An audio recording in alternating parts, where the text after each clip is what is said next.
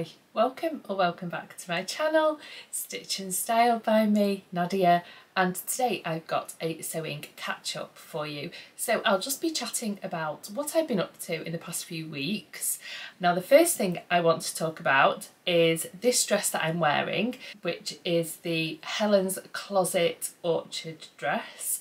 Now, I actually had put this in my So Frugal plans. I noticed that it had got this little bit of yellow in it, and I really wanted to find something for Soap Yellow for Endo, and I've got a couple of fabrics actually.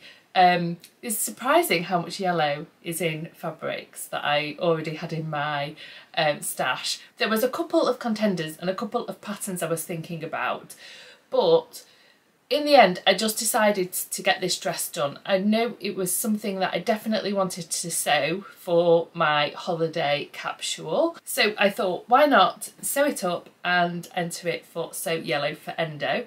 Now, I was very last minute. I just completed this on the Friday night at midnight before the reveal day. And I managed to get some pictures of me in the dress, which I'll put up. But before I talk any more about the pattern, I wanted to just give a huge shout out to Jess and just to say congratulations on hitting your donation target, and also for raising awareness and just talking about the subject of endometriosis, which affects so many people. In terms of the Orchard dress, I thought it might be useful for me to share some of the details of it before the So Frugal reveal date, because if you're still planning what to make and not started yet, then maybe you're thinking about whether or not to do this pattern, and hopefully you'll find this useful. And it's ideal for summer. So coming up to summer, if you're looking for a beach cover-up or a nice airy light dress to wear, then I think this is just absolutely perfect. And I've been wearing it to take the photos yesterday and also to do this vlog today, and I've really enjoyed wearing it. And actually I am not just going to stop at one, I am going to make some more. So let's talk about sizing. I've just got my tape measure and actually retaken my measurements. I'm a little bit in fluctuation at the moment, and I probably should have taken my measurements before I made the dress rather than after, and probably taken a little bit more attention to the finished garment measurements. Anyway, I cut the size 14 based on what I thought my measurements were. Actually retaking them, I fit exactly into probably a size 12 for the bust and waist, and then a 14 for the hip. Now I cut a size 14 and it is too loose, so yeah, I should have graded from the size 12 to the size 14 at the hip. In any case, like, I wasn't bothered about it maybe being a little bit oversized. Where I think the problem lies is maybe the straps. I think there may be a little bit too much length in the straps. I think it would be better. It sits quite low on me, and if you can see, the armhole comes down quite low. I think it would look better if the straps were kind of lifted up a little bit. I'd probably take out like that, so it sat a little bit more like that on me. And can you see, I'd probably have to take out a good 2 inches, I think, off the strap for it to fit a little bit nicer under the arms. I think from, oh, look, my strap's falling down. I think from underneath my bust to my shoulder, I haven't actually got that much length. I think I'm quite wide across, but not so deep. So I'm kind of learning about my own body and how to fit it, but I don't know why, but I always find that straps can be a little bit too loose. And I found when I made the saltwater slip dress by the Friday Pattern Company, those are adjustable straps, but I had to adjust them so much to take out quite a bit of the length. So this is probably just a fitting issue that maybe other people don't experience, but for me yeah, the straps need some adjustment. What it means is I'm going to have to unpick all this and redo the straps.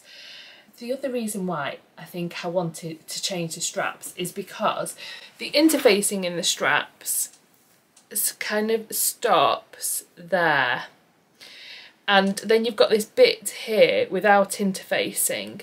I would prefer the interfacing to go down to about here, because I feel like that's interfaced and a little bit stiff, and then you've got this floppy bit of thing before it goes into there, and it just looks a little bit untidy, I feel, having that interface bit, and it goes like a little bit slimmer because it's kind of folding in on itself. That is a tweak I would make regardless of the size of the straps. In the pattern instructions, it does tell you about how to make the straps adjustable. So you could have them so that they tie at the top, or you could use the same kind of like hardware that you would use for the saltwater slip dress.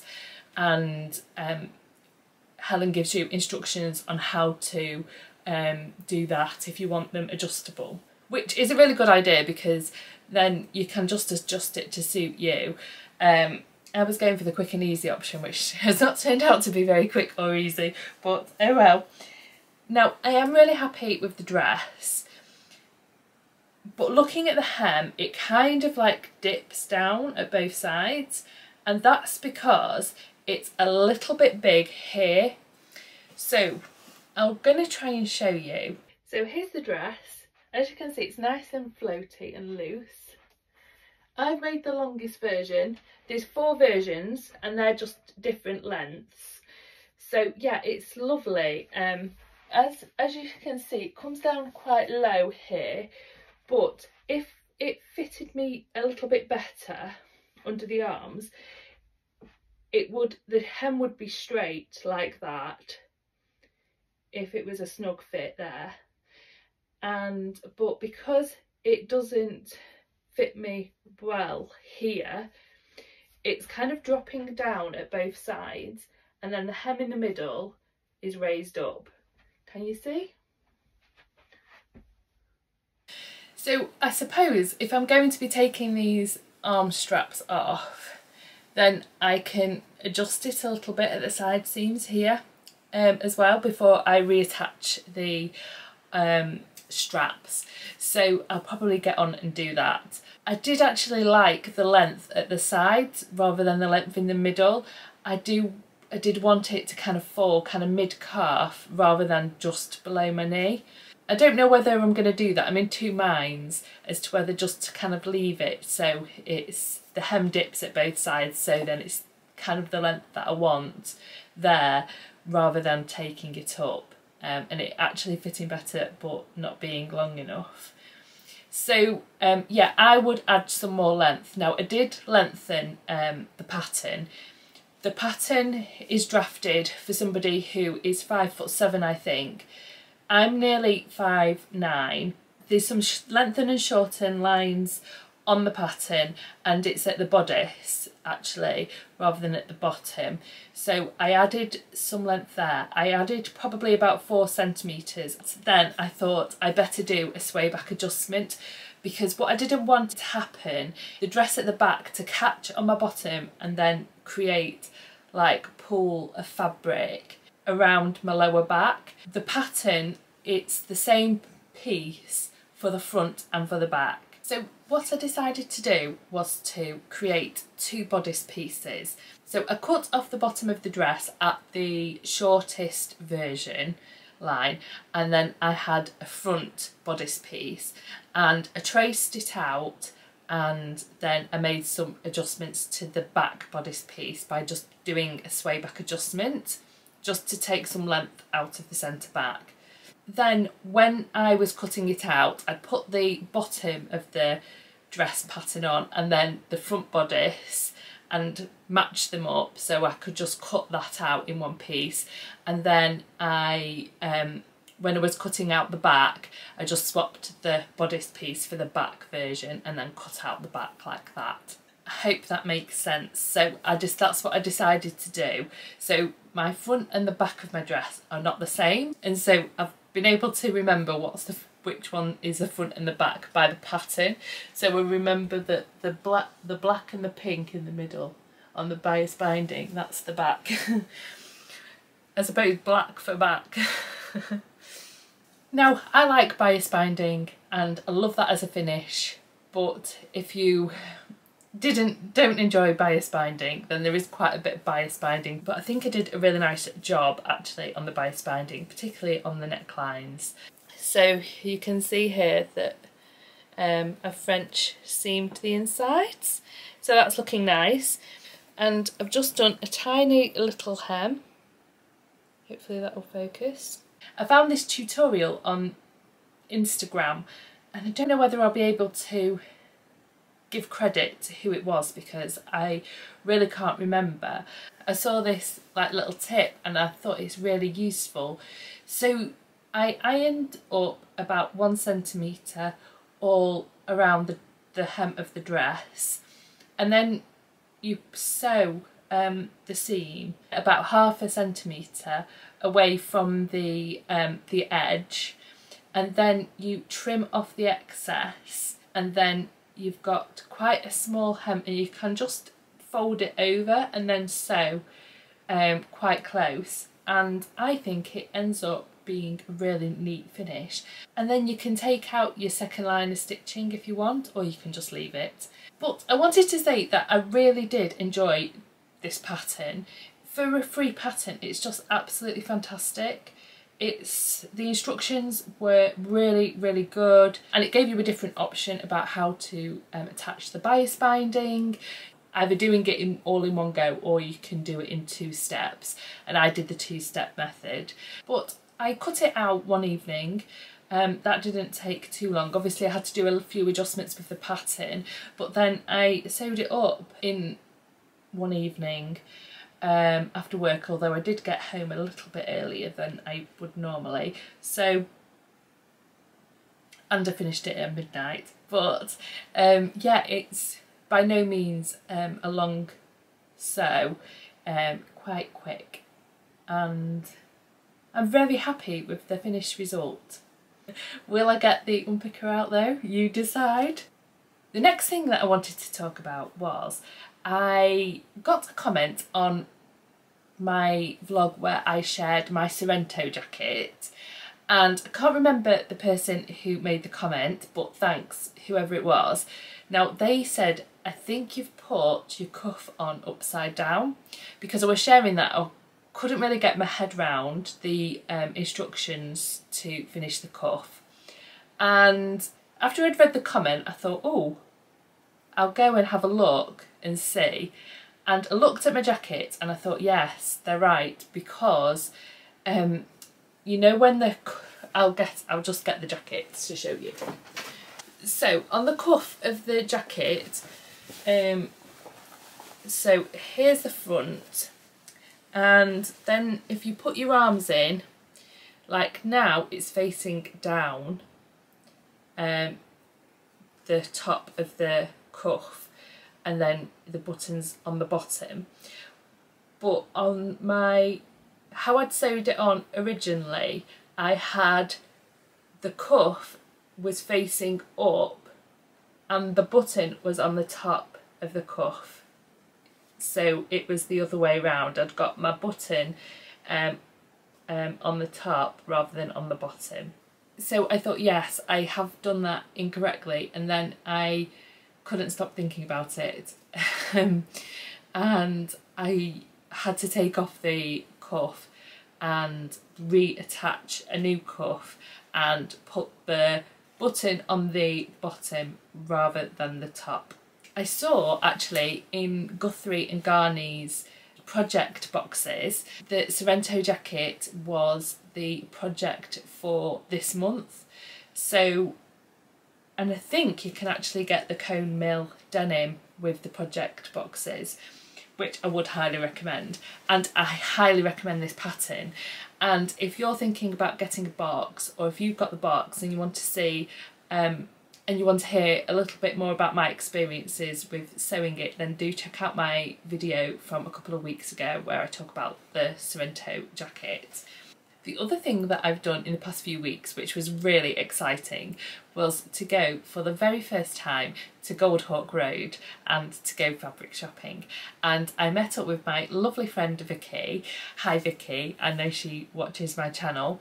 It was such a lovely day. I had such a nice time and I loved it so much. I have plans to go again quite soon. So I'm just going to share with you a couple of the fabrics that I got while I was there. I'm not going to share them all because a couple of them that I got were for my husband, but the first shop that we went into, I can't remember any of the names, but the first shop we went into had these gorgeous velvet fabrics. So it's not a stretch velvet, it's a woven velvet, and it's just got such a luscious colour on. Now it's not really heavyweight, I would say it's more a medium weight, and you can see the sheen on it and the colour. Oh, I just thought it was just absolutely gorgeous. I wanted this colour and I thought it's just going to make a lovely kind of like dress for the evening, although I think I'm going to be a little bit scared to go into this and actually work with it. But yeah, just how gorgeous is it, and it feels so nice. The back of it feels amazing.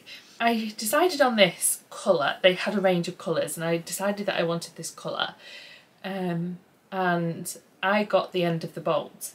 I think there's about 2.3 metres of this, which I think is just enough to make a nice short dress. So we got to the till and we were going to pay for it, and he said the price and I was like, oh, I didn't realise it was going to be that expensive. But I asked about the composition and he said it's silk and viscose, so it's a really high quality and I'm just really happy with it.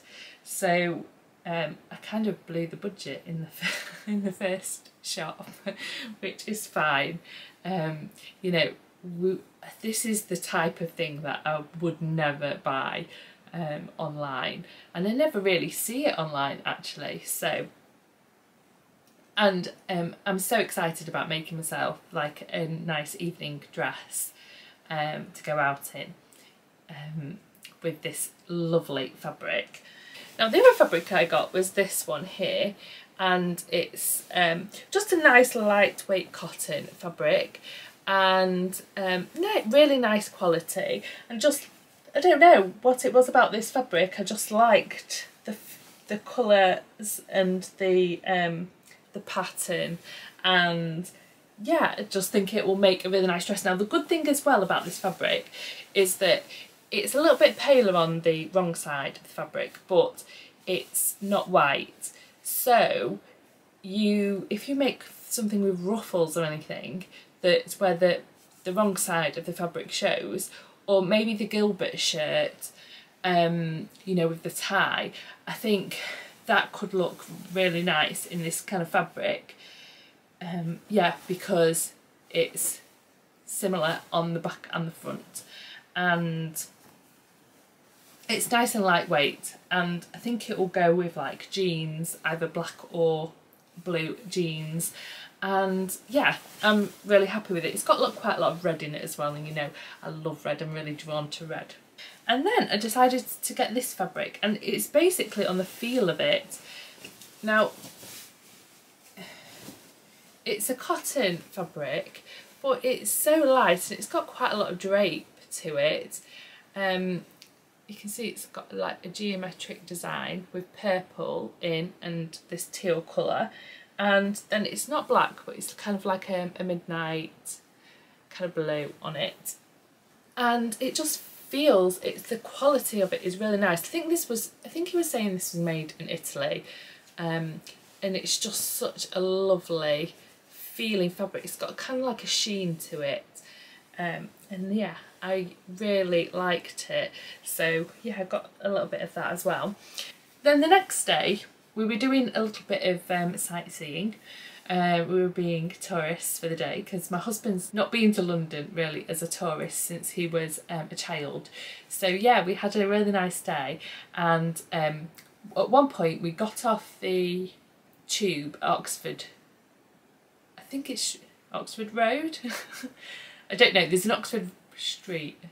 Oxford Street? There's an Oxford Road in Manchester, so I always get mixed up with it.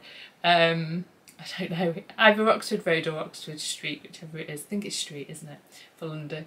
And we got off there and we were walking down to Trafalgar Square, and yeah, I just saw Liberty's, and we'd not like planned to go there, but I said to my husband, oh, can we just go and have a look in Liberty's?